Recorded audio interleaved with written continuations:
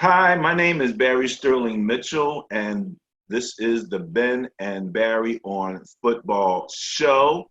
My co-host is Oh, that would be me. I'm Ben Dickerson, the co-host of the show. Hope everyone here washing your hands, socially distant, and doing all the right things during this pandemic thing.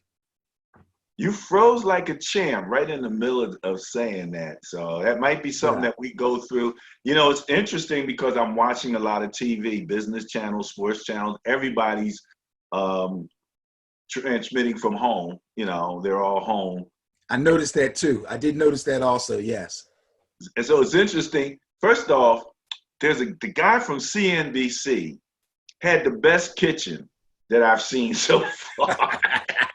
I know we're all inspecting people's houses. Let's see how this guy lives. I mean, dude had a fireplace in his kitchen. You know, Oh, you don't see that often. He had a nice oh, island in the middle, and then the other side he had all his counters and everything. But on the right side, he had a fireplace. I'm like, Crystal, look at this. You know, I've never seen that because she watches those real estate shows all the time. right, You know, right, so right. it was pretty cool. The other thing that I'm noticing is that people are struggling talking over top of each other. Yes. They don't quite have that protocol down yet. We have a little more practice because we're normally in the same room, but we've done a lot of remotes and all of that. So we have a little more practice on that. All right, Benny, look, today is April 9th, 2020. We are in the midst of the worldwide COVID-19 coronavirus pandemic, and we are practicing social distancing. You are home, I am home, and football still is happening. And, you know, we were talking about it, and I said to you, Benny, don't worry about content. Me and you can talk about football out of thin air. That's true. That's true. So, you know, so I'm gonna pull up some thin air, which is gonna be from our social media and invite people to comment, you know, on our Facebook page, our Twitter page, our YouTube page, our Instagram page, wherever you want to. But the agenda that we're gonna follow is from our Facebook page. So let's get started with an oldie memory that I threw up. Sounds like I upchucked, didn't it? Here we go at the PTTF Hall of Fame with Yeah, myself. How long goes that? first of all, that's a great picture. Uh, it says March 2015. Does that sound about right? I would think so. I believe so. And that's assuming that you put the picture up. Sorry, I just put my daughter up there making a scrunchy face. Let me get back to what we were talking about. There you go. Yeah, I do remember that the event was held in the month of March. So you have March 26, 2015. That was probably a week or two after the actual event. So that's how long ago it was. And that's actually a great picture. It really is. You know, with my oldest son being down in Georgia now, we don't get an opportunity to be together as much. So it's great to have an opportunity that, you know, at this particular event, and that was the inaugural Yes. PTCFL Hall of Fame. So as I always say to people, you know, when we say we're all about football, there's no doubt about it. We are, you know, that is what we do. We are, you know, all about football. So. That's a part of it. Let me escape from here and let's see here if I can get this back right again. Okay, here we go. All right, so first topic that we have is this was back. I posted this a while.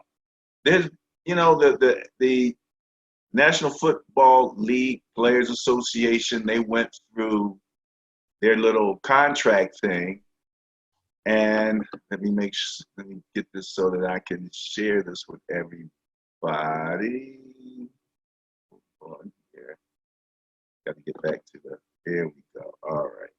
So the Players Association negotiated a new contract, and not everybody was happy with it. Eric Reid apparently is sued the NFL, the National and the Players Association about their vote on their ballot, that it actually got changed after they voted. Which, you know, you and I were both in unions at one time. It's like, how do you change a contract after it's been voted on? But that's what he was pursuing, that particular grievance in this particular article. Had you heard anything about this? So the first time that I heard about it,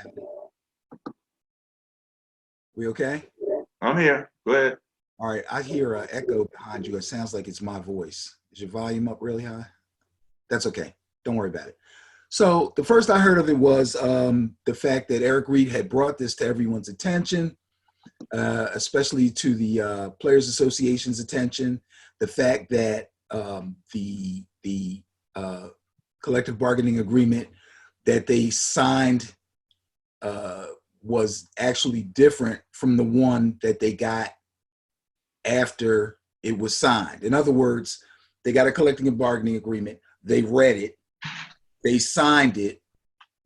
They sent it back. It was approved by the owners, approved by everybody. And then they got back a copy of the signed, completed document. And there were things that were added to the document that weren't there during the time that they were all given a copy of it and asked to sign it. That's a problem. So then the first thing that pops into my head is probably the first thing that popped into everybody else's head that's aware of Eric Reid's connection with Colin Kaepernick, and that is, oh, here he goes again. You know, he's trying to find something wrong. The vote probably didn't go the way that he wanted it to, which in fact, he wanted to vote no on this thing. He voted no, but it was voted in by the majority of the players. But in fact, he took pictures of the document that he physically signed and the document that he received, I assume via the mail, of the approved document, and it was different. There was some wording in there that had been added that wasn't on the original document that he physically signed, or that anyone physically signed, because all the players got the same thing to sign. You see what I'm saying? And then they got another document when this is okay, everybody signed it, we voted yes, here it is, boom. But it had something in it. Now, what exactly was added, I'm not exactly sure about. But I believe his bottom line is, you can't add something. This is a binding contract. Like, we voted on one thing and you gave us something else. You've added verbiage to a contract that we originally said we were okay with, and now maybe we still are, but maybe we're not. And he immediately called for a revote. You want to put this new verbiage in? Okay, fine, let us know that and let us vote on it again. But because he is who he is, because he sued the NFL, because he's Colin Kaepernick's buddy, you know, the first thing people say is, I'm sorry, hold on. I'm doing my own production here and failing miserably. Oh, I thought I was getting applause for what I was saying. I was going to say I didn't finish yet. Hold your applause, please. Hold your applause. But yeah, and the funny thing is,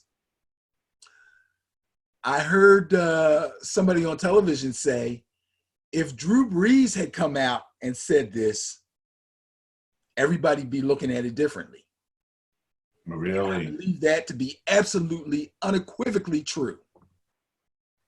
So since then, a former player, was it a former player, retired player, has had his attorney has gotten in contact with the Players Association, and he agrees that this thing needs to be revisited and possibly revoted on. And the fact that the words in the copy that they got after was voted into what's the word I'm looking for? It was voted in. Yes, it's different, and it could impact certain things. I got a funny feeling it's going to impact retired players even more. So that's what I know about it. It doesn't seem right. It seems like something got added that wasn't there originally. I'm not going to say it should or shouldn't have, but you can't do it after people vote and then say, oh yeah, by the way, we left this part out. You can't do that, you know what I mean? But doesn't seem to be that big of a stink about it. Now, it's possible that the new verbiage nobody cares about. Maybe current players or the younger players, maybe they don't feel like it affects them. So they're like, what the heck? And nobody's really talking about it. I don't know. My understanding of the contract was that it was very good for the people in the lower echelon of the payment scales. It gave them a lot of benefits and a lot of options and things of that nature. A lot of the people that I saw come out against it were not in the lower echelon of the payment scale. So, you know, that's pretty much all I would say about it. That's what I've seen so far. Did you see anything that looked like that? Yes, the younger players seem to be getting the most benefit out of it. Okay. All right. If that's it, we have something else that we will want to. Now, this is what I was trying to share this, Benny, when you were talking, and I do apologize that I didn't do it correctly. But I don't know, can you see this video here? Yes, I can. All right. So this is something fun. Check this out.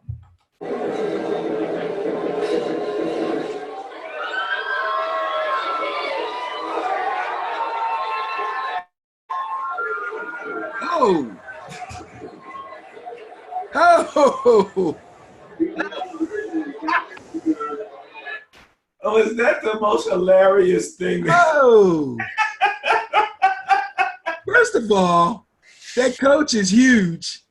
This is obviously like a high school game or something. That coach is a big dude. He gave you like a forearm shiver, like, ooh.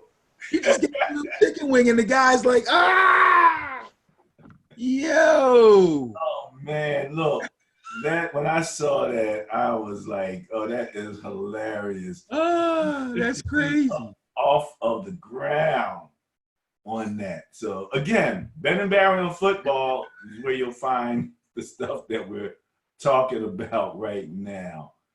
That was one of the more fun things that we had that we posted on. All right. You and I talked about this next thing, Benny, particularly, and I don't know if you called me or if I called you, but we called each other. We talked to each other relative to this, and the show, we just thought that the show was amazing. And I think I might have called you. And it's called Peyton's Places on ESPN2. And the thing that I most enjoyed about the show was all the little tidbits of history that came out of it. The information about the Super Bowl trophy and what the trophy looked like before there was a Super Bowl trophy, before there was a Super Bowl, you know, and how they moved from one place to the other.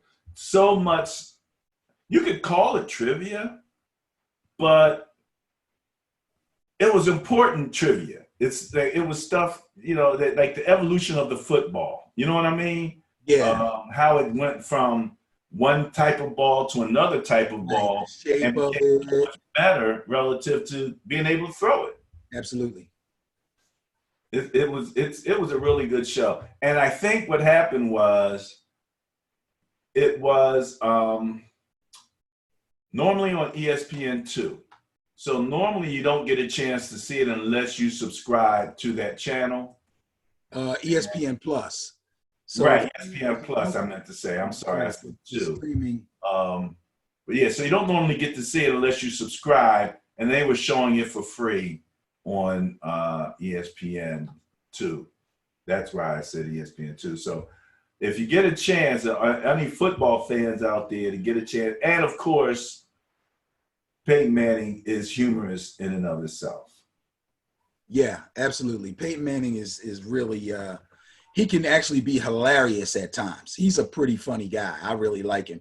But again, if you're a football fan, this is something that you don't want to miss. You need to go and watch this episode per episode all the way through. It's beautiful.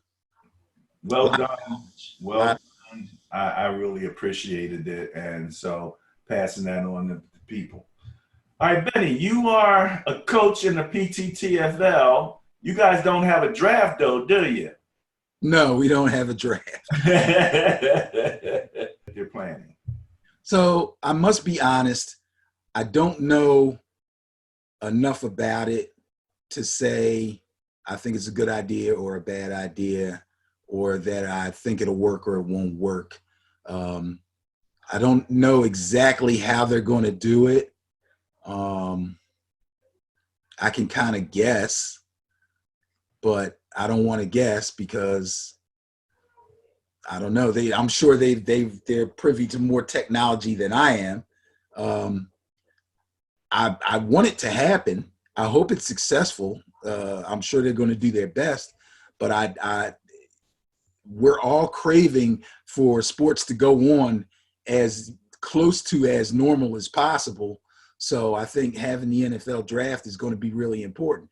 I mean, obviously, leagues can't go on with games and they can't play, but the NFL draft is an important part of the season.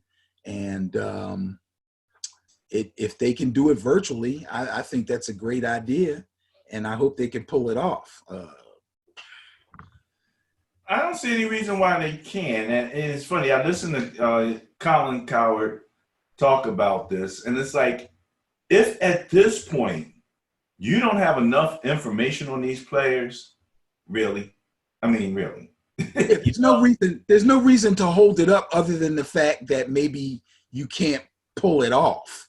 There's like the players, and knowing the players and deciding on who you're going to draft should have nothing to do with whether you have the draft on time or not.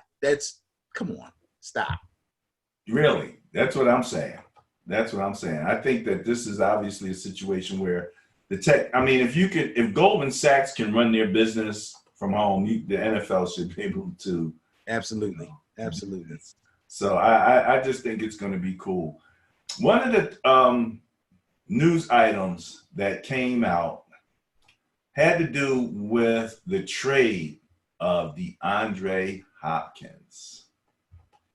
And when interviewed, the coach stated that he wanted a raise.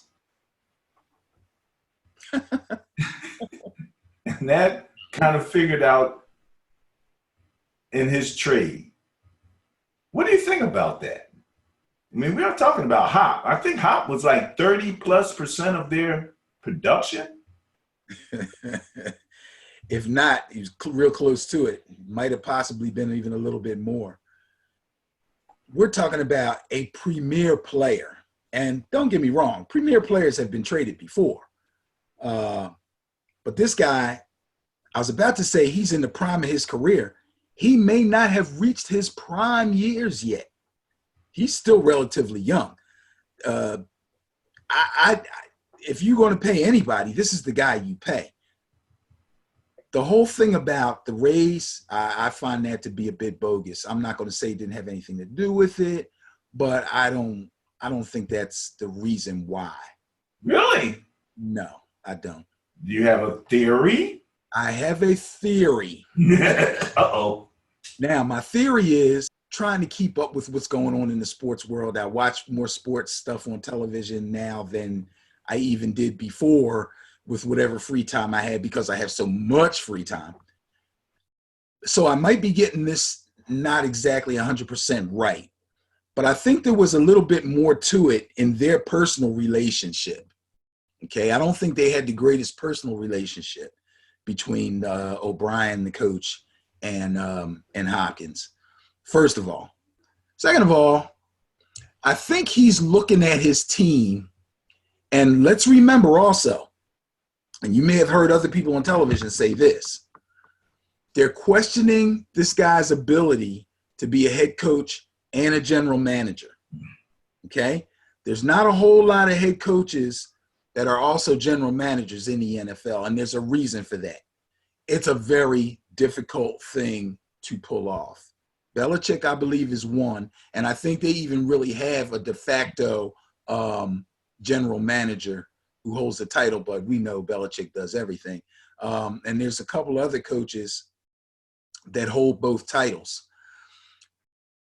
But Bill O'Brien's ability to handle both titles has come into question. In his mind, okay, wait, let me start over. In my mind, I think in his mind, he believes that by trading Hopkins and getting David Johnson from the Cardinals, a guy who had one stellar year and then was plagued by injury, but is still a good young player who, if he gets healthy, could really bounce back big. I think they're kind of betting on that and bringing him in to help their running game that sorely needs a boost. And on the passing game half of it, he's going to bet his money on Will Fuller and Kenny Stills, between the two of them, to be able to match or possibly slightly surpass Hopkins' production. He might not be crazy. That could happen.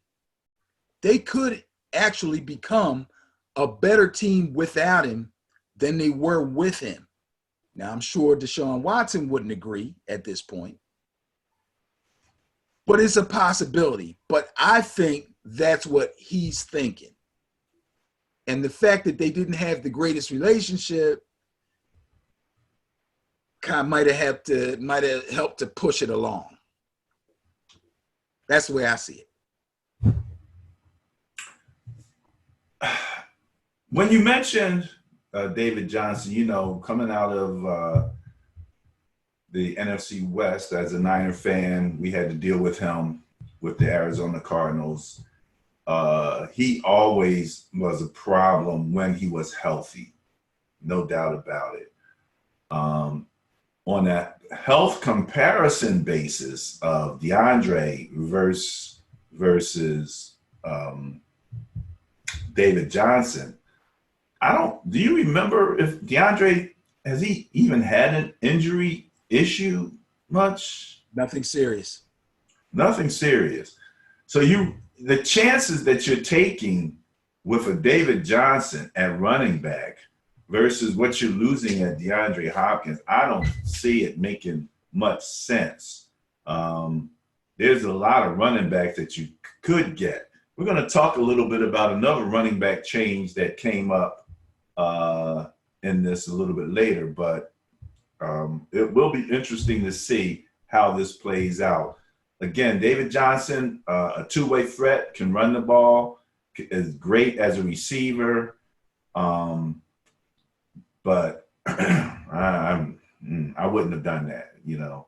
Well, the injury that kept him out of games last year actually was just a wrist. I say just a wrist. Obviously, your wrists are kind of like your ankles. You know, they're delicate and you can hurt them, but they usually come back strong. So I think that's what they're betting on. It. He missed several games because of a wrist. He can come back from the wrist, and if he can, and he's healthy, then he can have a season like he had his rookie year, and that would help their running game. And my wrist never recovered. So. And that's, well, yeah, that's true. Of course, he's got a lot more doctors and therapeutic means than you or I had when we were playing. So no doubt about it. No doubt about it.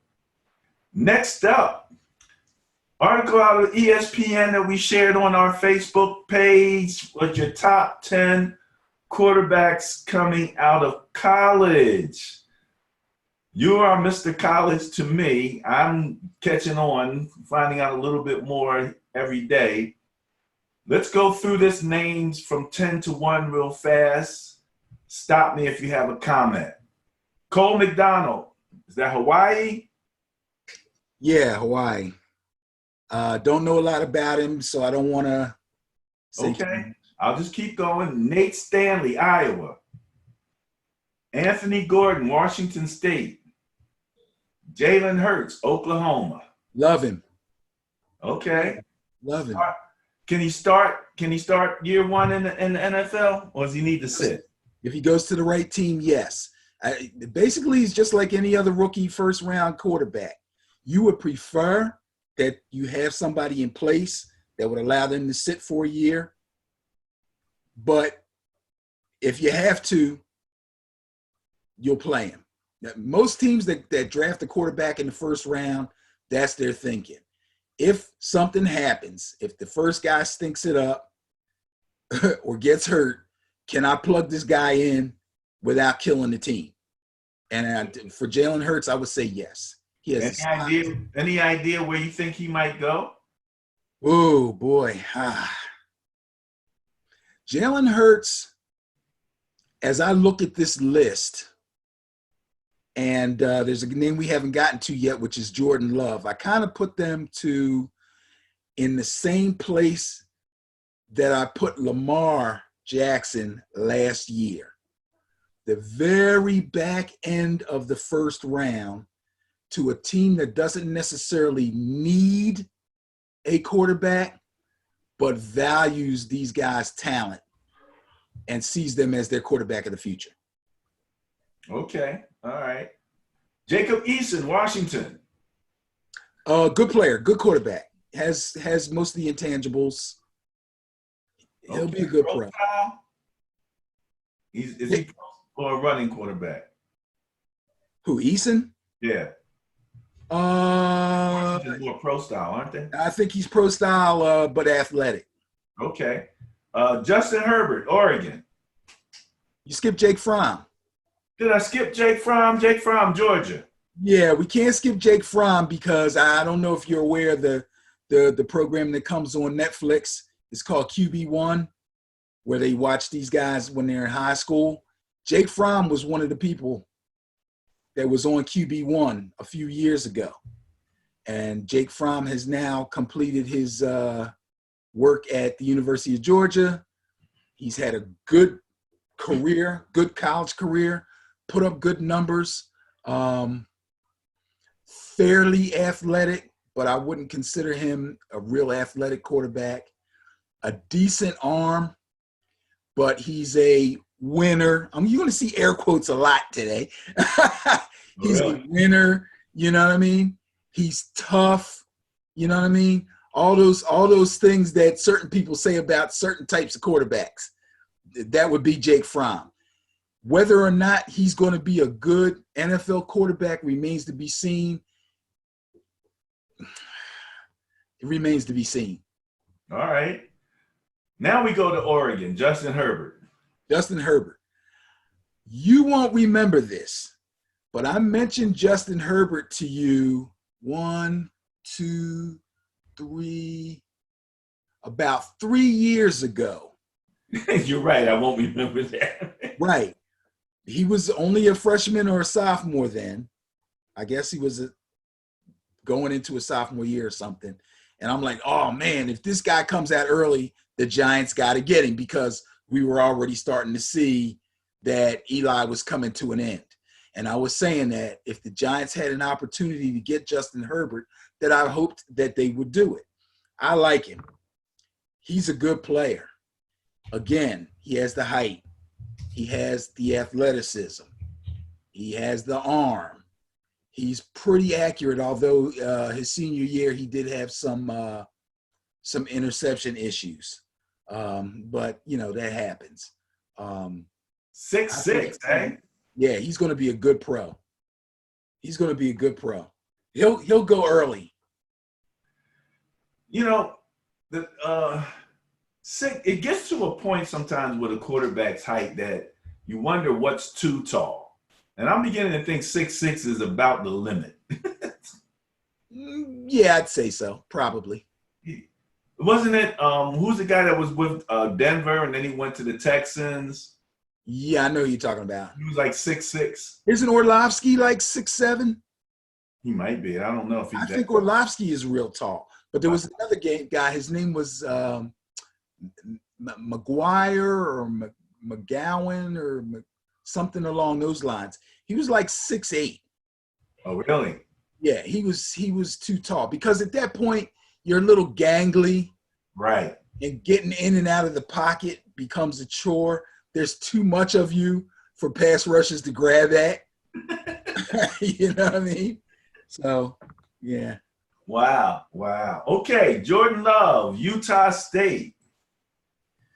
All right, this is the closest thing this year to Lamar Jackson last year, physically.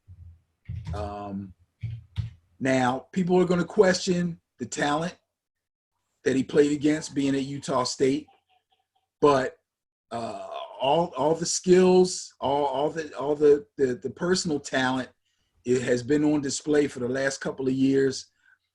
He's worth taking a look at on YouTube. This guy can run, throw. He's tough. He's really tough. The question is, of course, the talent that he played against in college and how that's going to translate to the NFL. Just looking at some base stats for him, 3,402 yards in the 2019 season, 20 touchdowns, but 17 interceptions. Yeah. He's a bit of a gunslinger. Throws on the run a lot. Yeah, those things are going to happen. I can't. Look, Lamar Jackson, I don't think he had like a really eye-popping senior year at Louisville. Statistically, people, and maybe that's why some teams weren't sold on him. But because the Ravens were at the end of the first round, and they thought at the time that they were going to be okay at quarterback, that they could take this physical specimen and really build him into something. And so they did that. So I see Jordan Love the same way. I think a team that doesn't necessarily need a quarterback in the next year or two could possibly get this guy and really turn him into something great. So here's your 2 and your 1 here. And there's been a lot of debate as to who should go first and who should go second. I'm with whoever in terms of taking Tua second, only because of the risks, additional risks that you take from his history. 2019 stats, 28-40, 33 touchdowns, 3 interceptions. That's what you get, and I think that's what people love about him. I think his accuracy and pocket awareness and things is very attractive to the NFL. He is, as Colin Cowherd said, he is Drew Brees accurate. So this guy's just coming in, and they're putting his name in the same sentence with Drew Brees, a man who holds multitudes of records. That's a big deal. He can move. He's not super fast, but he can move. He can throw the ball in the pocket and outside of the pocket with accuracy. He played a pro-style offense. He had great receivers, and he made them all look great. Okay? He made them all look great. He's got two wideouts going potentially in the first round, right? That is correct. That is correct. So, yeah, I really like Tua. In fact, I really, really like Tua. I should say, since I said I love Jalen Hurts, and Jalen Hurts and Tua were on the same team at one time, if we don't forget that. Jalen Hurts transferred to Oklahoma from Alabama because of Tua. Tua basically took his job. And then Tua got hurt, and Jalen Hurts came back and had to pull Alabama out of the fire. But he decided, I'm not going to go through this back and forth thing. I'm just going to go somewhere else, which was probably a good move for him. It stopped each of them from looking over their shoulders at each other. You know what I mean? Yeah. I really love Tua. Tua is a pro quarterback. Now, the injury thing, I mean, you can look at it this way. People are saying, well, he shouldn't go that high because he's an injury risk. But quarterbacks get injured. Only quarterback, and he comes to my mind really quick, is because he's my quarterback, is Eli Manning, who never really had a serious injury in an almost 20-year career. But I'd be hard-pressed to mention another one. Quarterbacks get hurt. Backs, knees, shoulders, hands. Drew Brees with the thumb last year lost games, hitting somebody's helmet with his thumb. It happens. So, I mean, hopefully the team that he goes to makes it a priority that they get a good offensive line together to protect him. But I don't think it's going to matter. His ankle injuries were explained to me, or I read explanations of his ankle injuries that made them sound like they were not that bad, that they could have healed on their own, but they did surgeries so he could come back quicker. You know what I'm saying? Like, they weren't necessarily, they call them, they had a name for it. I think they call them tightrope surgeries. Okay. Right. So it's like, we're looking at it. He doesn't need surgery. If he sits out, he'll be fine. But if we do this little tightrope surgery, whatever that is, he can come back quicker. So those are basically looked at as minor injuries. The hip obviously was a big thing, but it wasn't as bad as the Bo Jackson hip injury. Okay? It really wasn't. They were able to put his hip back into place without any drama at all. And supposedly he's passed everybody's test. I heard a rumor that two teams that checked him at the combine. Was he at the combine? At his pro day. At his pro day, or they brought him in for a personal before the virus thing hit, that said that he didn't pass their physicals. But that's just a rumor, and those teams are not known. You know what I mean? They're not saying who they were. Okay. So I love Tua. If Tua goes number one, I would not be surprised at all. Well, if he goes number one, this is the stat that he's got to beat with Mr. Joe Burrow at LSU. 6'4", 216 pounds, 5,671 yards, 60 touchdowns with only 6 interceptions.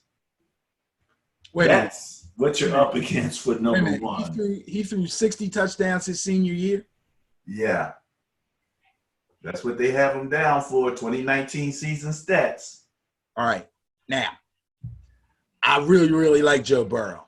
I watched LSU a lot. They were on TV a lot, and I was able to find on Yahoo an actual college fantasy league. And I had Joe Burrow on my team, along with two of his wide receivers.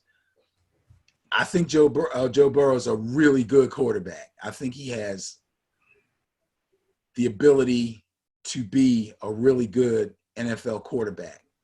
The thing that bothers me about Joe Burrow is he only did it for 1 year. I hear Dwayne Haskins whispers in my ear when I look at Joe Burrow. Dwayne Haskins. Look at Dwayne Haskins' senior year at Ohio State. Number one, he was on a super team. They were loaded, just like LSU. He threw for 50 plus touchdowns, just like LSU. I don't know what his interception rate was, but it wasn't high. But he only did it for 1 year. He was a 1 year starter. That's scary. And that's why a lot of people are pushing Justin Herbert up there closer to those guys, because he hasn't had to miss a season or a half a season like Tua because of injury. He hasn't had to only have 1 year of great productivity to show everybody like Burrow or like Haskins did last year. He's a 4-year starter. That's why when people were talking about Daniel Jones last year and Haskins, I'm like, no way I take Haskins. I take Daniel Jones if I'm the Giants. So they didn't have to worry about that because Haskins went before they picked. But I love the Daniel Jones pick because he's a 4-year starter. 4-year starter. It's a big difference. It doesn't mean one guy that has one great year can't succeed. He could. But to me, that's scarier than taking Tua with the injury. So his 1 year wonder is scarier than Tua's surgery, including. To me, yes. We mentioned Tua did have a concussion also. Everybody gets concussions. Whoopity. Okay. I probably had one. Next up, Benny, we're going to just mention a few things. One of the things that has been a positive out of this whole coronavirus thing are watching some of the business people really step up and provide help in areas that the government is having some troubles with. So as much as people like to talk bad about the Patriots, this article came out. I had to give them kudos, delivering 1.2 million masks from China, as a matter of fact. So trying to just, mention this type of stuff because, I mean, this is the type of stuff that you want to see. This is, humanity at its best, people doing the type of things that need to be done. The medical workers are absolutely heroic in terms of what they're doing. You've got situations like this. Kicker Tom Dempsey, 63-yard field goal, dies from complication of the coronavirus. And Dempsey, before he was a Saint, am I correct? He was an Eagle, right? That is correct. Yeah. Half a foot. He kicked with that special shoe. And the funny thing is, I remember some people actually complaining like he had an advantage. It's not like the guy got some freaked out shoe invented or he decided to cut his toes off or something. He was born with that. He was born with that, with his foot like that. So that was ridiculous. Yeah, absolutely. But, rest in peace, condolences to the family, a historic figure. Who kicked it? Somebody broke his record, kicked the 64-yarder. You remember that? Well, actually, I think a couple of guys have broken that 63 yards. Really? Yeah, I don't know who holds the record right now. And he wasn't a dome when he did it. not to belittle the accomplishment, but wasn't exactly in Steelers Stadium. No. When you kick that. Again, kudos. Wife of Steelers Mike Tomlin is sewing masks for hospitals. Kia Tomlin, clothing designer. So, just wanted to mention some of this stuff. Kudos to some of these, NFL people. Oh, that's Mike Tomlin's wife. Yeah. Oh, okay, cool. Yeah, yeah, yeah. Pretty cool. Pretty cool. Some of that. All right, now, wide receiver, Sammy Watkins gets a max value 16 million, 7 million in incentives with a no trade clause. You know, congratulations to him, man. What do you think about that signing? A maximum value of 16 million, including 7 million in incentives and a no trade clause. So does it, how many years is this thing? Uh, The maximum value of 16 million. So if he got 16 million for 1 year, that would be close to top wide receiver money.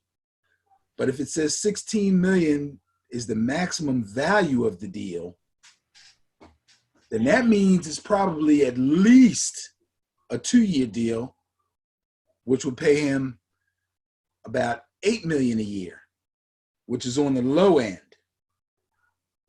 Right?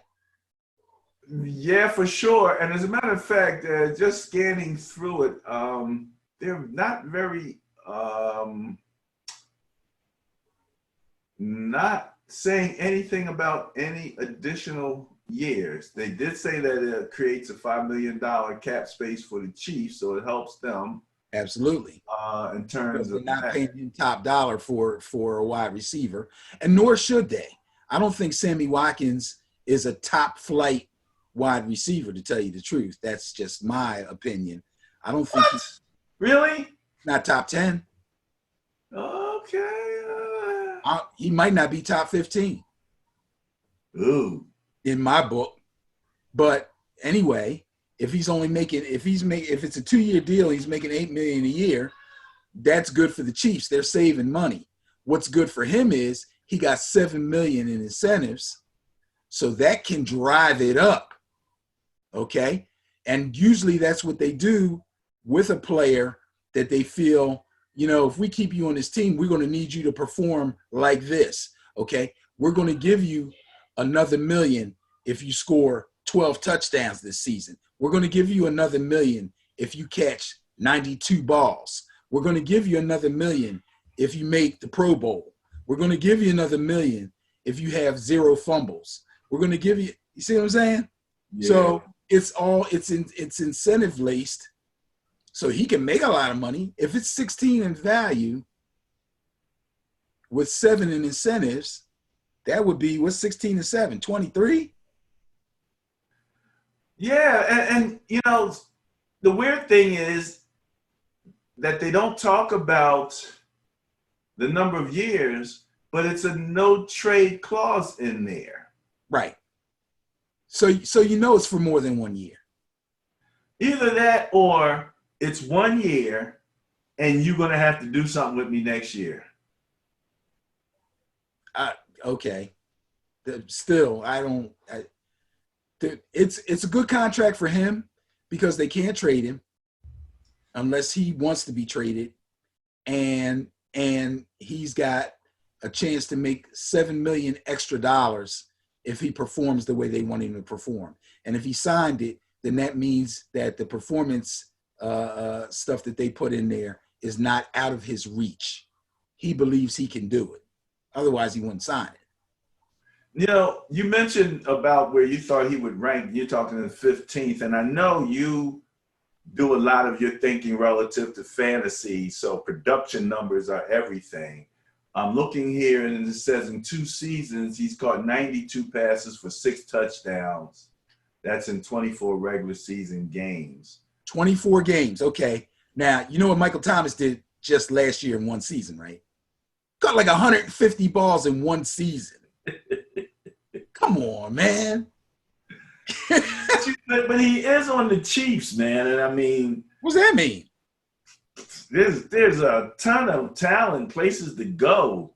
You can be a talented receiver, but when you got Kelsey there and you got Tyreek and you got all of the stuff going on that they got going on,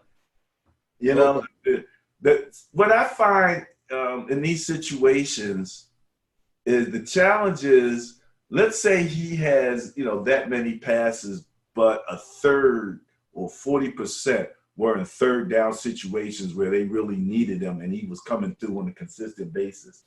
That's a value that's hard to see in just your total stats. I think he's a really talented receiver that could be used hot and in different offenses. Numbers might look different. So that's going to be, but your numbers are what they are here, and that's how you get paid in many cases. It's hard to, play your value up unless someone really sees something in you, beyond what your numbers are showing. So I like him. I think that I think you would say he's a pretty good route runner, right? Yeah, He's got pretty good hands, right? Yeah. He can get open, right? Yeah. Struggle with that one. Well, when you don't catch a lot of passes, I have to question your ability to get separation. Because if you're separating, the quarterback's going to throw you the ball. He has to. That's why Tyreek Hill catches a lot of passes, because he separates. He gets open. Kelsey too. Yeah. And Watkins is fast. Plays, you got 2-3 guys open, and it's just a matter of where the No. Come on, stop. Going. And I'm gonna tell you, if I got Kelsey anywhere in the vicinity, first you're gonna see him first, and it's such a short thing that you gotta go there the majority of the time. Okay. That's what I'm saying. That's what I'm saying. Okay, Ben. Let me ask you what you think about this song in particular, right? You ready? And I'll ask you, do you know the name of this tune?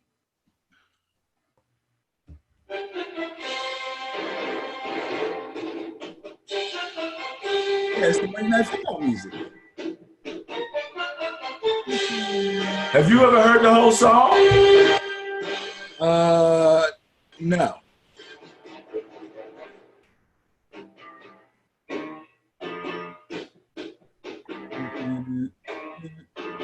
Usually they're talking over this part. Exactly.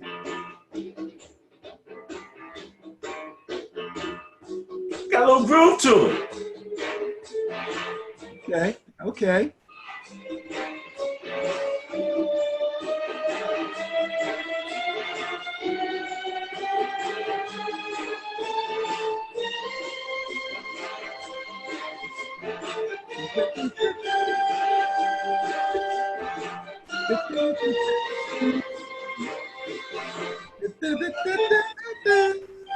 Yeah, I know this. Yeah,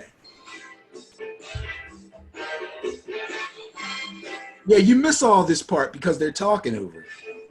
I like the little bongo type thing in the background. Yeah, I was gonna say it sounds like some percussions back there. Yeah. Okay, so whose song is this? Who's it by? It's the NFL Monday Night song. You mean like who wrote it? Who is performing the song? Tell me something I don't know.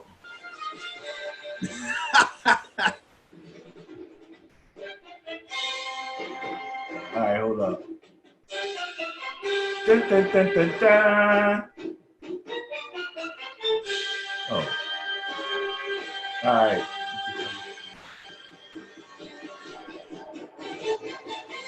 There you go. Natalie Gelman. According to YouTube, Monday Night Football ESPN theme song performed by Natalie Gelman. Natalie Gelman. Written and composed by Johnny Pearson. Okay. So Johnny Pearson, and what's the name of the tune, Benny? So tell you something you don't know. That's what tell me something I don't know, because I don't. And of course, where else would you find this information but Ben and Barry on football? The name of the tune is Heavy Action. heavy action. I like that. I like that. You know what I'm saying? I mean, look, it's pretty catchy, man. You gotta like it. It had a little groove going with it, you know. I was like, okay, I didn't know that. There's something I didn't know. Let's just, make sure that we inform our readership and our followers and let them know what they're listening to. Here's another NFL donation. Let me bring this up real quick here. That just want to highlight very quickly. Jim Irsay, Indianapolis Colts, donates 10,000 N95 masks. So just wanted, again, kudos to these guys, man, stepping up, helping out. That public-private partnership can be very powerful. We talked about the fully virtual draft that's coming up. Don't know if you had a chance to take a look at this article. Great names and memories from Rice to Peyton to McNair, small school studs for all 32 NFL teams. So they went team by team, and being that the Buffalo Bills start with a B, they got first dibs on their team. And it was really good to see because it featured Andre Reed. From right here, where my son and my daughter went to college at Kutztown, was it University, Kutztown State? Yes. KU, yes. KU, Kutztown University, the Golden Bears. Andre Reed made it all the way to the Hall of Fame from little Kutztown, man. Another local is Flacco. They have Flacco there, Delaware State. No, Flacco went to University of Delaware. Or University of Delaware, excuse me. Yes. Okay, thank you. They have Ken Riley from Florida A&M. That's my school, one of my schools, one of the 400 I went to. I'm just joking.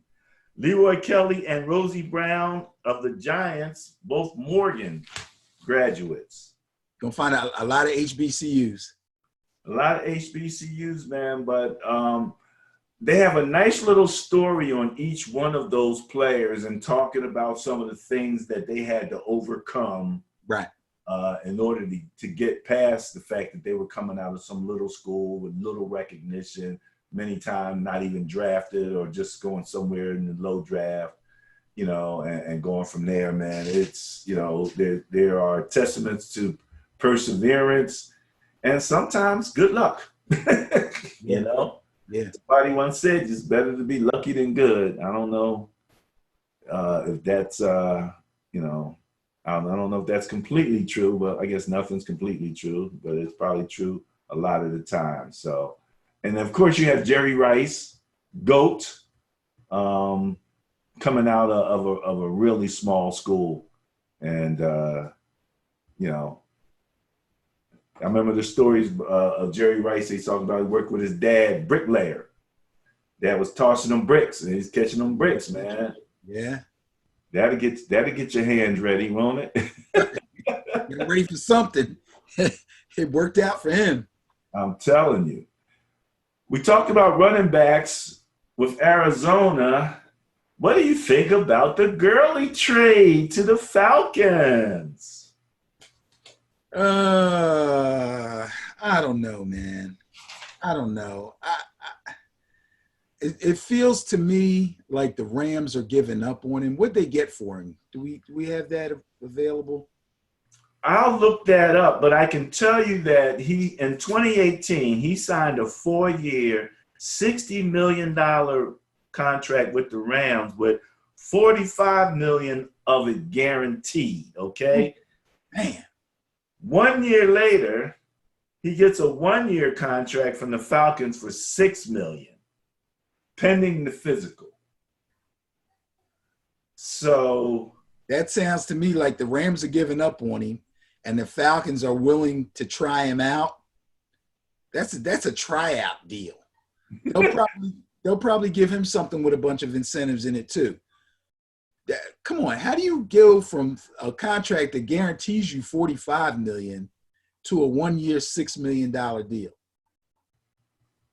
Is that amazing? Isn't that amazing? He will either have a bounce back year or he won't be around much longer.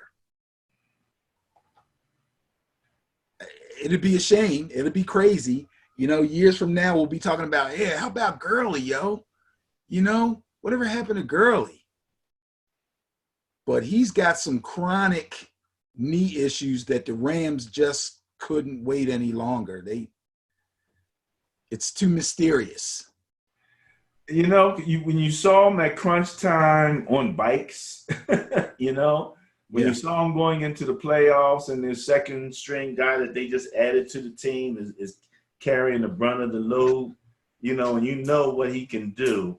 I went and took a look at the Falcons in terms of their running game, right? Right. So first off, let me get this straight here. The Falcons last year were 30th out of 32 teams in rushing. So they definitely need, huh? The number one guy was injured. Yeah. They have behind Gurley, Ito Smith, Brian Hill, and Quandre Allison. Okay. None of them are any good. Don't waste your time. Devontae Freeman should be the number one back on that team. Is he still there? He may not be.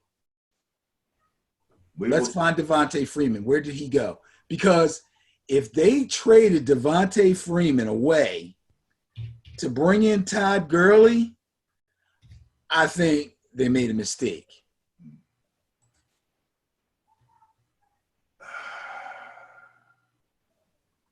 One day ago, should the Seahawks pursue free agent running back Devontae Freeman? So that means they released him. They released him or his contract was up and they didn't bring him back. Unbelievable. These are the stats. These are the stats for those three. Ito, 22 carries, 71. What's that? He had 1 TD, 106 yards. Hill, and he's like a 5'9" guy. Brian Hill, 78 attempts, 323 yards, 2 touchdowns. Quandre Allison, him and Brian Hill are both 6'1". They're both decent-sized guys. Quandre, he averaged 2.3 yards, but he had 4 touchdowns. So they must be using him in that short yardage situations. They're going to need that probably with, no, they're going to need Gurley to come back and be what he was. Because if Gurley doesn't come back and be what he was, they're going to be 30th, 31st, 32nd in the league in rushing again, which is the last thing that Matt Ryan needs now that he's getting up in age. Well, he has Julio Jones, Calvin Ridley, who's a little questionable apparently, and Russell Gage at wide receiver with Matt Ryan. So he's got a nice surrounding skill group. Yeah, but he traded away the number one tight end in the league, or close to the number one tight end in the league, in Austin Hooper. Hooper is right up there with Kelsey and Ertz and Kittle. Yeah, he's got okay. You can arguably mix them four any way you want to. Hooper had a dynamic year last year. So they get rid of Hooper. They don't bring back Freeman. And then they get a questionable Gurley to put on top of 3 guys that if you put them all together don't make one decent guy. The Falcons are not – that's not smart. No. This could be a bad season for the Falcons. Kind of a flip of the coin, isn't it? Yeah. Kind of a flip of the coin. Yeah. I tell you what, we talked about David Johnson. I have more faith in David Johnson having a rebound year than I do Gurley. Are you serious? Yes, I am. Wow. Yes, I am. Well, again, wrist versus knee, right? Yeah, well, yeah.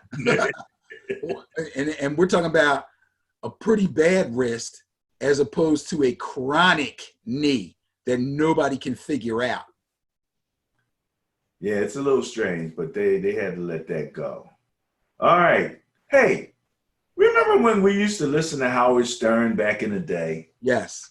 before he went to XM, was it XMT radio or whatever? Yeah. Satellite Radio. radio. I kept thinking, okay, why would Tom Brady go on Howard Stern? But I haven't watched the show in so long. Howard Stern is probably more conventional now than maybe he was back then. He's a little bit more conventional, but he's still kind of crazy, and he's always had a large following. No doubt. So, no doubt. Did you hear any of this conversation? The thing that I think stood out was the whole thing where they asked him about whether or not he would have been the quote Tom Brady GOAT that he is now without Belichick. And he's so mature. You can ask him those questions, and some people, their ego would take over. But he had such balance. Because he said no. He said, he treasured those years with Belichick. He doesn't think he could have accomplished everything that he accomplished without Belichick. But on the other hand, he felt that Belichick wouldn't have accomplished everything that he accomplished without him. Right. And the word that comes to mind there, and this is what's going to be the question going down with the Bucs, is synergy. Right. That 1 + 1 = 3 effect. Now, I also threw in Gronk because I think that second half of his career, I remember saying at one point in the playoffs, I said, when all else fails, Gronk him, because you always had that mismatch, which is just a beautiful thing to have. That's why when we talked about those tight ends, and I was saying that those statistics could be skewed toward the tight end, I would have skewed them, toward the tight end because, as I said to you with Kittle, I think they didn't even use him as much as they should have in the passing game in the championship. But long story short, he's going to go to the Bucs, and we're gonna go down in the next week or two, Ben. Let me throw this out real quick. At the NFL website, when you go there and look at the depth chart, they have no depth chart for any team at this point, at least as of like yesterday when I checked. They're probably waiting for the draft. No depth. But if you go to ESPN, they have depth charts, and it just looks so weird to see the depth chart with Tom Brady starting for the Buccaneers. There's just something surreal about taking a look at that. I mean, so the question is, can they achieve that level of synergy down there in that completely different environment with the coach Aaron? I think that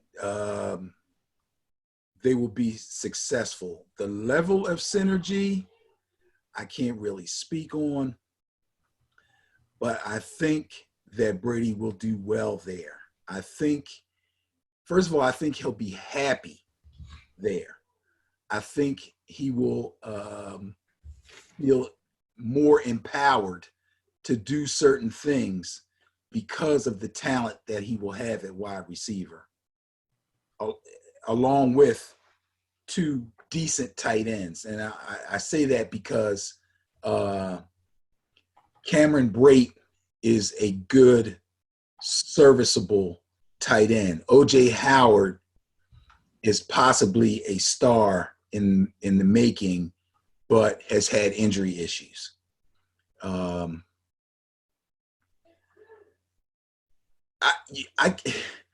I can't really say. Now, when we talk about synergy, we're talking about between Brady and Arians. Is that correct? Yeah, yeah, that brain trust scenario that we talk about there. I mean, Okay. Brady. Again, nobody accused Brady of having a super amount of talent coming out of college. His area of talent is between his ears as much as anything else, but he can make the throws, and he can think faster than the average guy and dissect everything. And all of that comes from, and this is something else that they talked about, his willingness to be coached. I actually took a look online just to see, even from a business perspective, what the benefits of being coached are. And you're a coach, and you train and things of that nature. What do you think about that aspect of Brady? I think that's a big deal. That's a big deal. First of all, you have to want to be coached.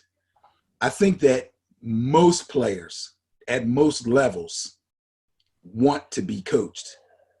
When you hear the words "he's uncoachable," it usually has some things to do with the person's personality, but it also has a lot to do with the situation that they're in. If you're a good football player and you know the game as well as you can know it from a player standpoint, you know when you're around good coaches and when you're not. You know when you're around other knowledgeable football minds and when you're not. And if you respect another football mind that happens to be a coach in an organization in which you're in, it behooves you to want to be coached by that person. It's the old nobody knows everything thing, you know what I mean? Like, there's always something that you can learn. And especially if the person obviously knows the game and is a student of the game and continues to try to stay up with the latest trends as far as the type of players that are coming up, and as well as play calling is concerned. So also, and it's funny because I just heard somebody else talking about, it wasn't about Brady specifically, but they were talking about coaches, and they brought up Andy Reid, and they said, take a look at Andy Reid and tell me this guy is not a great coach. He had Alex Smith, a guy with no arm that could run a little bit, and he tailored his offense to him. Then he had Donovan McNabb, a guy who really didn't fit his West Coast system per se, but he tailored it for him.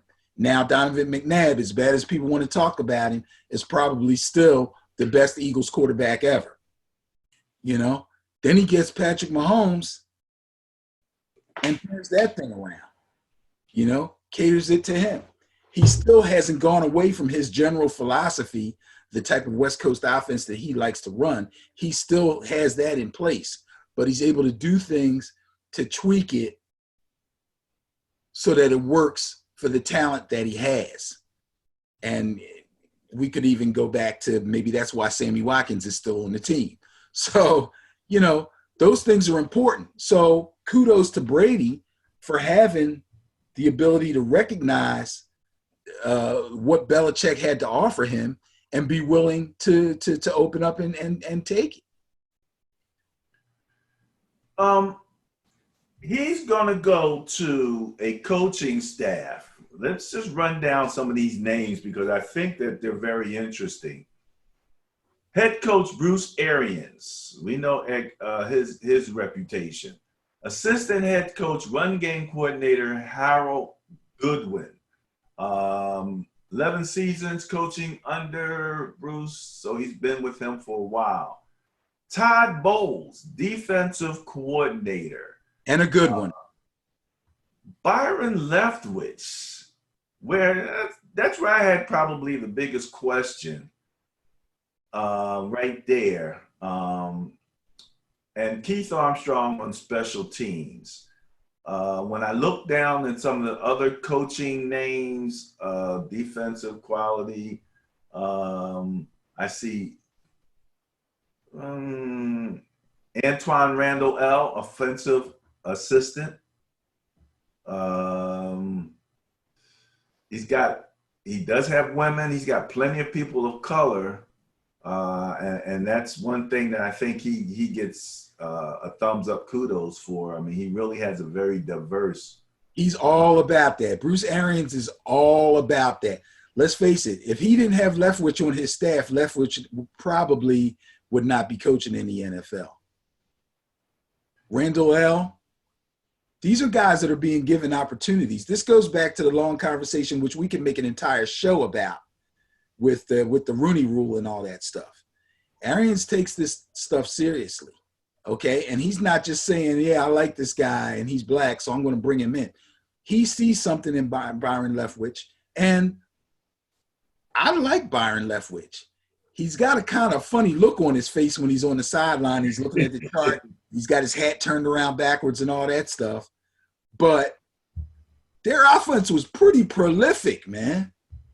The guy threw 30 touchdowns. That's not nothing to sneeze about. Forget the interceptions. Look at that yardage and those touchdowns. That's a prolific offense. I'm going to throw a stat at you, and we're going to talk about this in upcoming, but I just think when I looked at it, it was hilarious. Tom Brady last year had a quarterback rating of 53.7. There's only two people even close. One is exactly 53.7 like him. One is 53.6. That is your Daniel Jones of the New York Giants. Can you guess what other quarterback that started last year in the NFL has exactly the same QBR as Tom Brady?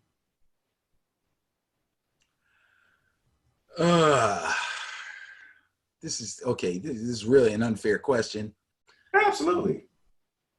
What'd you say? I said absolutely. Oh, okay. I'm glad you agree. So now that we got that out of the way, let me see. So Daniel Jones and Tom Brady had almost identical QBRs. They had identical QBRs. 1/10 of a point difference. And there's one other NFL quarterback, a starter. Okay, so who had the exact same QBR. The exact same QBR. So since it's an unfair question, then you got to give me two hints.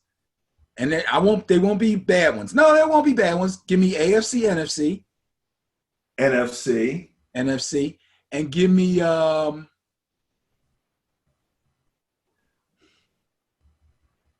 East or West. East. Okay, I'll get it now. NFC. East, I'm going to say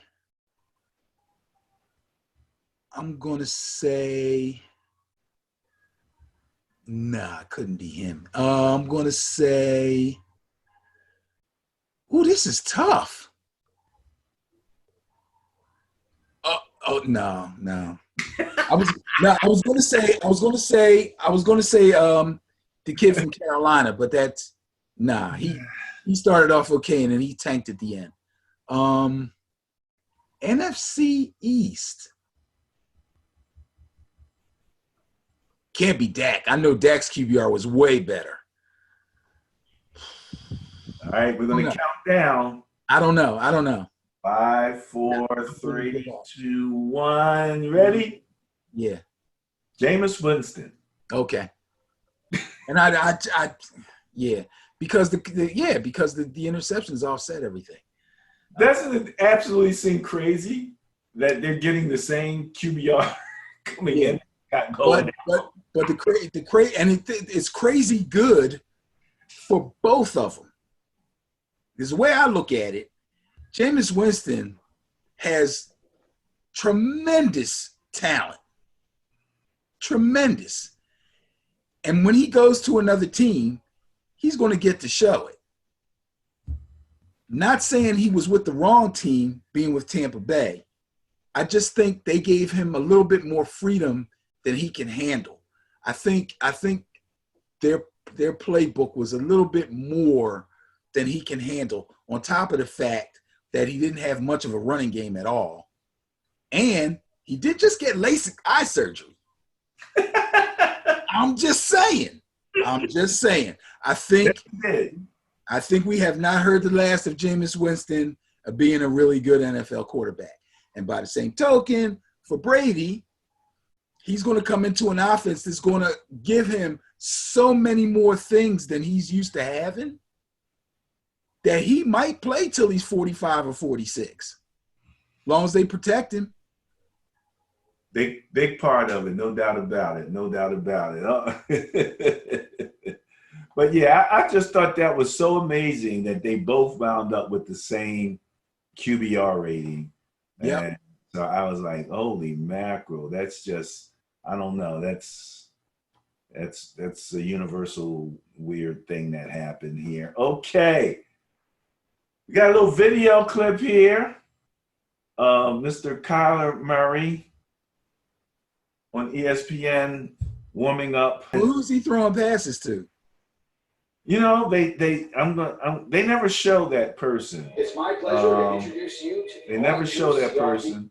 But it is a person. Somebody's throwing it back to him. Yeah, somebody's throwing it back to him. Oh, okay. So they are doing that. I was, you know. It's his chick, it's his girlfriend. It didn't look like, hold on, because, you know, I'm going to show it in a second. I just got to give an opportunity for the distraction here to get past. We're almost there. But if I remember correctly, it didn't look like female hands. All right, so he's got a roommate or something. Yeah, something else is going on here. In any event, I'm going to leave it alone for right now because it's a pain in the butt. But you can see the picture there of him working out from home. Kyler Murray last year, 20 touchdowns, 12 interceptions, 3,722 yards with a QBR of 55.7, 15th, right squarely in the middle of all the rankings for QBR in the NFL. I thought he had a pretty good year. I wanted to just get a reference point for QBR to know what's really, really good as a QBR rating. Highest QBR in any particular season belongs to Aaron Rodgers at 122.5. Okay. Lamar Jackson last year had a QBR of 81.8. Okay. So that and that was number one for 2019. Okay. So I guess standards have fallen off a little bit. Yeah, well, Rodgers had one super year. Well, it had to be super duper because that's the highest ever as far as QBRs are concerned. And I mean, man, you know, but you know, little Kyler did his thing, man. He went through some serious growing pains, and I was pretty proud of what he accomplished last year. It was enough, I think, you know, to make Fitzgerald want to come back again. Yeah. I think he was kind of toying with the idea of maybe calling it quits, but the guy can still play, and he's got a viable quarterback. I mean, first year, new offense, everybody's kind of feeling their way. You know, they're going to have to do a little bit better defensively to win more games, but Kyler Murray is a good quarterback. Well, speaking of good quarterbacks, how would you like to be this guy? Jarrett Stidham. Replacing Tom Brady. Let me tell you what I pulled up on Mr. Stidham. He signed a 4-year, $3.15 million contract. He got a bonus of $634,000. Recently got a vote of confidence from Devin McCourty, who said that they've seen him have to go up against that number one defense constantly in practice.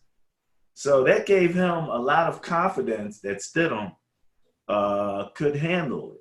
He was a fourth rounder, number 133 in the draft. In college, he made first team All SEC in 2017. He was the Music City Bowl MVP in 2018. Ran a 4.840. He's 6'3", 200 pounds. I think he did not play in 2016, so he really didn't have a stat then. There was something went on, and he stepped back, went to a junior college for a minute, and then came back and played for Auburn. And they said at one point he was kind of in the wrong offense. And one of the years he had a lot of rush yardage. I mean, they were running him like he was an option quarterback at one particular point. Then right after that, he had regular yardage again in terms of rushing versus throwing. And what I'm looking at, for example, let's see here. Oh, here it was 2017. He had 103 attempts. Now, he only had 153 yards for 1.5 yard average with 4 touchdowns. So a lot of rushing attempts there. But 2018, at Auburn, he was 22 for 369. Basically, he's been a 60+% passer. He had 2,700 yards in 2018, 3,100 in 2017. 18 touchdowns in 2017 and 18, 6 interceptions in 17, 5 in 18.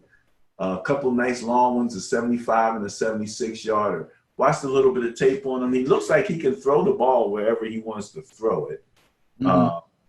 So this is going to be the interesting thing. Can Belichick basically do another Tom Brady magic act with another guy that nobody really was looking at? If I had to bet, I would bet that yes, he will somehow figure it out, and this guy will be a viable quarterback. We don't have a lot to look at as far as he's concerned because he's been out of college for a while and he hasn't had an opportunity to get a lot of NFL snaps. But I'm sure that Belichick would have been a player in free agency for a quarterback if he didn't have faith in this guy. So, because they had opportunities. Bridgewater was out there. There was lots of guys they could have gone after. Cam's still out there. We have our reasons for wondering if Cam would fit. But there were guys out there. And he chose to stick with this guy. So I think he's on to something. I'm not saying they're going to, vie for another Super Bowl with this guy, but the Patriots ain't dead. They ain't dead. How they draft is going to tell us a lot, though. Patriots, first of all, last year they had a very good defense. It's not the number one defense in the league. So that's half, or at least 2/3 of the battle between a good special teams and a good defense. There was questions about the receivers. Yeah, he doesn't have those Brady doesn't have those questions so much this year. So that won't be an issue. Shouldn't be an issue anyway, I would think. But if Stidham comes in and he's a little more mobile, and we're going to see what the Patriots, what they can do with that, because they still have the same offensive coordinator. He's been in that system for a year. Yep. So it's going to be interesting to see. I actually kind of think I'm like you. I mean, if Belichick thinks he can go with him, it's hard to argue with that. He's one of the GOATs too. Absolutely. Absolutely. If he's got faith in him, I got faith in him until I see otherwise. When we were talking about quarterbacks and QBRs, if you go to our Facebook page, you will see an article that lists the QBR rating for every quarterback, every starter in the league for 2019. And, you and I always go back and forth about my favorite whipping boy quarterback. Oh, no. Right? Mr. Kirk Cousins. You like that? You like that? So, guess who had pretty much an identical QBR rating with Kirk Cousins? 1/10 of a point difference. Why are we comparing this person to Kirk Cousins? Because it seems Because they have the same quarterback rating last year. Just like we were talking before. And I won't put you through it. I'll tell you, I just think it's hilarious. okay. That's my question. There's a reason why you're asking me this. It's not just anybody. It's somebody that I'm going to find interesting or amusing or something Yes. along those lines. Because I thought Absolutely. it was really interesting that Daniel Jones had the same as Brady. But go ahead. All right. Don't throw your best guess out there. Oh, you want to throw one out? I'll throw it. AFC or NFC? NFC, East or West? West. Okay. Garoppolo. Absolutely. That I would find hilarious. I'm like, oh my goodness. Jimmy effing. I Kyler just, Murray? huh? No, wasn't Murray. Wait, we're comparing to Cousins, right? Jimmy G and Cousins. Jimmy G was a quarterback rating of 58.5. Cousins was 58.4. Right. That is hilarious. That is hilarious. That's your quarterback that you love compared to your quarterback that you hate. That's better than hilarious. Oh man, I can't win here, buddy. I can't win. Oh, by the way, we did coin the phrase Trubiskying it up. Oh, Lord. 28th rated QBR at 39.5 last year. Jesus. And how do they think they're going to fix it? They go get Nick Foles. Really? Really? Ah, Really? Trubisky's sitting home going, who? this reminds me of all those famous arguments we've had about the brains, how smart these NFL quarterbacks are. And you beat me up when I've crossed my eyes at some of the stuff they do. Oh, you mean coaches, not quarterbacks. Coaches, yes, that's Yeah. it. Coaches. I Coaches hear and you. GMs. I hear you. And That's why- when we have that argument, I'm not saying that they're smarter, they're not smarter. My thing is, sometimes you can be too smart. Sometimes you can have too much information. And sometimes that's a bad thing. But I usually understand why they make some of the decisions that they make. It doesn't mean that they're right. I understand, being a coach, why they make the decisions that they make. I've seen coaches make decisions. I'm like, there's no way I would ever do that. And they come out smelling like a rose.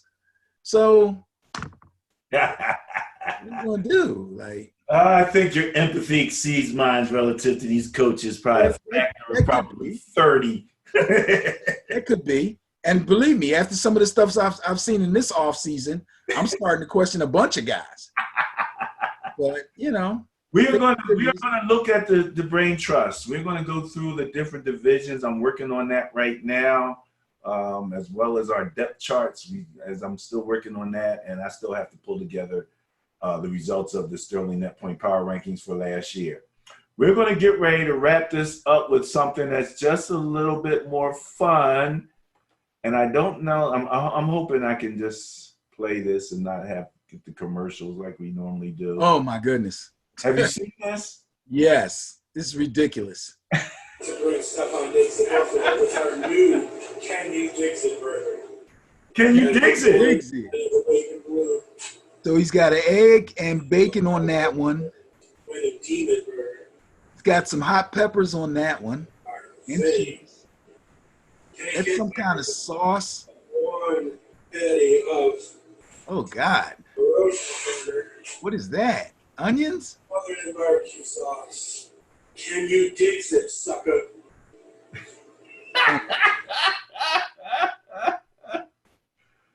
Holy mackerel. That's a burger. This actually, it looks like four different, but like they had like four burgers on the menu. Right, and they put them all together. On top of each other. They just piled them all together. So I order that. I'm like, I need 4 more buns, please. Yeah, that sounds like some of the hoagies that we would get from some of the hoagie shops that we used to go to. You could walk out there and get yourself a couple more rolls and pieces of bread, make like 4 sandwiches. Yeah, right. Or sit down and get a fork. Eat the sandwich with a fork. Oh man, I was like, oh my goodness, that's a burger, no doubt about it. That's what you call a burger, man.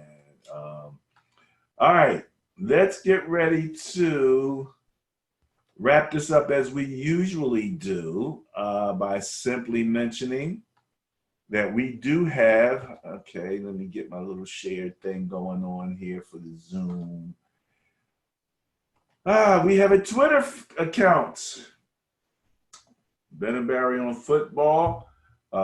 Join us. We're going to be talking about a lot of things. Look at this, all the different wide receivers to choose from. This is a wide receiver rich draft, right, Benny? Correct. So we're going to definitely talk about some of these receivers coming out for sure. I like Lamb. When's the draft? 2 weeks? Good question. Well, somebody in our comment section, let us know for sure when that draft's coming up. We have an Instagram account. Look at Junior there. He's all bandanaed up. With your starting, what is he? Your starting cornerback now? Wide receiver. Oh, he's a wide out now? Yes, sir. All right, your starting wide out, Chris Mitchell with his bandana on. Let me get that boy a correct mask. And if you go to www.benandbarryonfootball.com, you will wind up at our YouTube channel where you will see all of our videos and video clips. If you get a chance, take a look at our Requiem for a Super Bowl, where we do a really critical analysis of both teams, especially my squad, my beloved 49ers, who took that big L in that Super Bowl. Only 2 losses out of 7 Super Bowls. Tom Brady went to 9 Super Bowls, lost 3 of them, Benny. Isn't that something? That's 1 and 1 is 3 right there, man. That's 1 and 1 is 3. Yeah. Right there. Yeah, that's some synergy for you. The draft is April 23rd through the 25th. Okay, April 20th. So maybe we can get a pre-draft show going for next week. All right. It'll be interesting to see what kind of creativity they come out with now that it's going to be a virtual draft. So they probably have people home tackling things, throwing balls, doing all the stuff they get to do, but doing it from home with a Nerf ball, hopefully, right?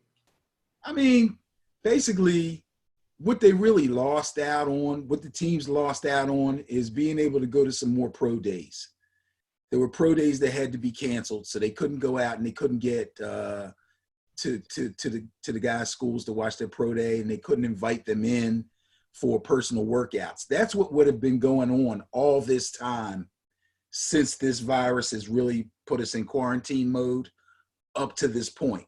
That's what would have been going on. Personal workouts, come on in, we want to interview you, we want to see you throw the ball. They've missed out on all that. But that's why guys are saying, hey, if you don't know by now, you know, you're going to have to you just got to rely on film and what you saw at the combine, if in fact they were at the combine, and that's it. So some teams may feel like they're at a bit of a disadvantage, especially if they have certain players on their board, but they might want to move them a little up or they might want to move them a little down. A personal workout would have kind of finalized that for them, but they weren't able to get a personal workout. So now they got to go with their gut. Lots of film, lots of gut. I'm wondering if they're going to be sticking little clauses in some of those contracts, um, to protect themselves. You got to watch those guys. They know all those little tricks. So that's going to be interesting part of it. All right, as we wrap it up, any last words? Stay safe. Even if you're feeling like a lot of football players do that you're invincible, be wary of the fact that other people you are around may not be invincible. Go out as little as possible and just be safe. Stay away from folks. They'll be around. You'll be around. Before you do your final, which I know you do routinely, let me say, beware of the Corona 20. Have you heard about the Corona 20? I think I have seen something about that, yes. The Corona 20 is that 20 extra pounds that we're going to pick up being stuck in a house, having bought more food than we've bought ever in our life before. Well, right now it's the Corona 8 for me, but I have been kind of trying to keep an eye on it. And yeah, you're right. It's not pretty. And being a personal trainer, I really need to hit up my clients and at least make them aware. I'm sure they're aware, but sometimes if you say something, it makes people be a little bit more aware, try a little bit harder. I mean, let's face it, when this is over, and it will be over, and things go back to normal, it's all about where you want to start. You know what I mean? Do you want to start from scratch? Do you want to have a little fall off? Or do you want to be on top of everything? Any of those is achievable. You know what I mean? It's all your choice. Only thing saving me right now is I bought a lot of fresh stuff, right? Lettuce, spinach, tomatoes. And you have to eat that stuff right away. Right. That's the only thing saving me. So we're eating salads like every day, 2 and 3 times a day. And that's a good thing. That's a good thing because I got to get, I went and got this romaine lettuce. The thing was 6, stalks wide, and I got 3 bags of spinach and all of that. So lots of salads, lots of sauteed vegetables, and whatever we're eating and things of that nature. So that's probably the only thing helping me at all. A little bit here around the house, but I probably already had the Corona 30 before the Corona 19 even hit. So. Yeah. What can I tell you? Fat boys unite, What can I tell you? All right, final word? My final word would be go Noles. Go Noles. Awesome.